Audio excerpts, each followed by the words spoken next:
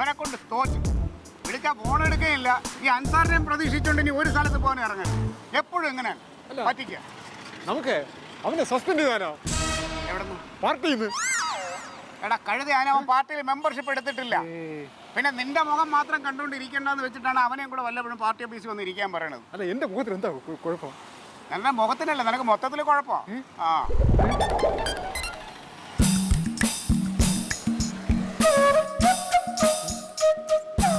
പറഞ്ഞ പെണ്ണ് നിന്നെ നോക്കണുണ്ടല്ലോ, കയ്യിൽ ബാഗും ഉണ്ട്. നീ ഇറങ്ങി വരാൻ പറഞ്ഞിട്ടായിട്ട് ഇറങ്ങി വന്നതാണോ? ഇല്ല. പിന്നെ എന്തിനാ അവൾ ഇങ്ങോട്ട് പറഞ്ഞ? നേതാവിനെ കാണാൻ എന്നെ എന്തിനു കാണുന്നത്? ആവശ്യമില്ലാതെ പറയല്ലോ.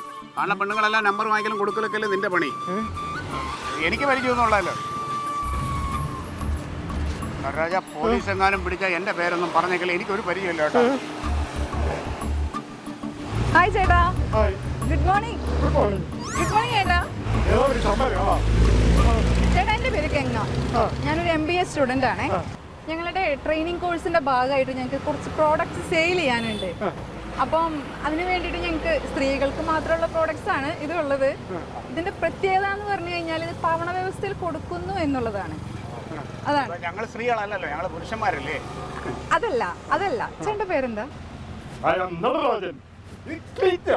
ഓക്കെ ചേട്ടാ, നടരാജൻ ചേട്ടൻ 1000 രൂപയുടെ ഒരു ഡ്രസ് വാങ്ങി 100 രൂപ തന്നാ മതി.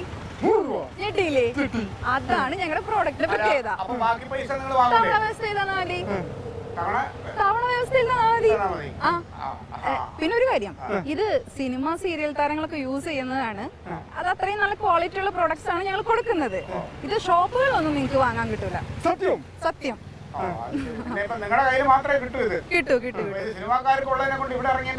അല്ല, ഇത് സാധാരണ സീരിയൽ സിനിമാ താരങ്ങൾ മാത്രം ഇട്ടാ പോരല്ലോ.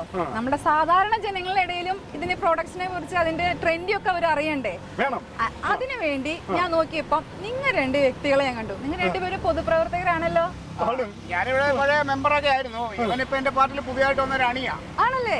അപ്പൊ എന്തെങ്കിലും നിങ്ങൾക്ക് എന്നെ സഹായിക്കാൻ പറ്റും. അതായത് ഈ ജനങ്ങളായിട്ട് കൂടുതൽ സമ്പർക്കമുള്ളവരാണല്ലോ നിങ്ങൾ.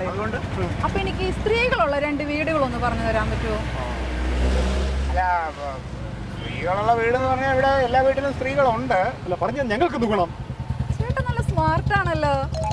ചേട്ടന് ഞാനൊരു ടീഷർട്ട് തരാം.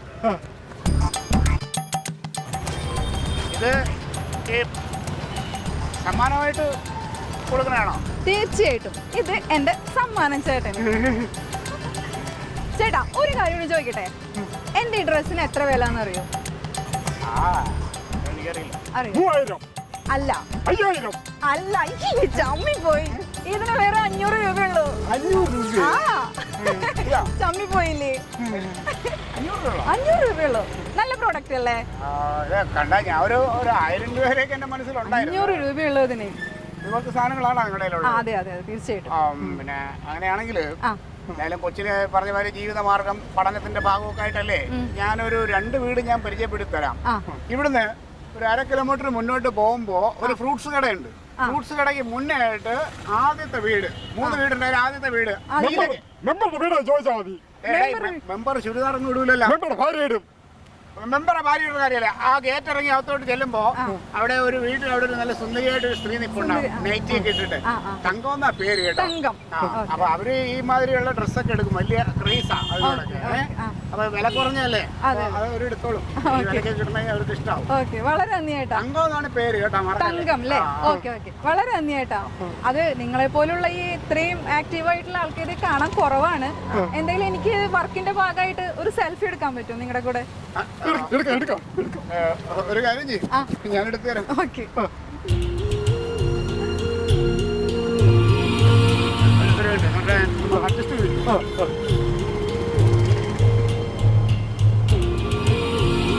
ഓക്കെ, താങ്ക് യു ഏട്ടാ. പിന്നെ എന്താ അയച്ചു തരാമല്ലോ. ചേട്ടൻ നമ്പർ പറ.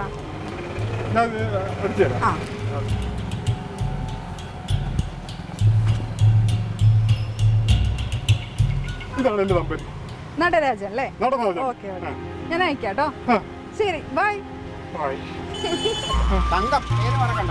ശരി.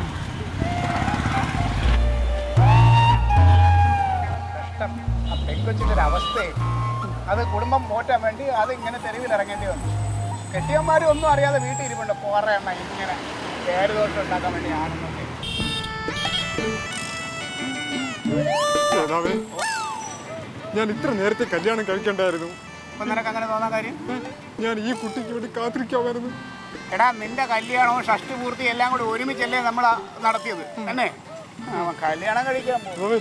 എല്ലാത്തിനും പ്രശ്നം എന്റെ പേരാ, നടരാജൻ എന്ന പേരാണ് പ്രശ്നമായത്. അതിനെന്ത് കുഴപ്പം? ഈ പേര് എനിക്ക് വേണ്ട. എന്റെ പേര് നകുലെന്നാക്കിയാൽ മതിയായിരുന്നു. നകുലനാ? ആ, മണിച്ചിത്രത്താഴില്ല നകുലനും ഗംഗയും. കൊള്ളാം. ഇത് ഞാൻ ഡോക്ടർ സണ്ണി ആവേണ്ടി വരും. കേട്ടാ അടക്കാൻ കൊണ്ട് Alien versus Alien.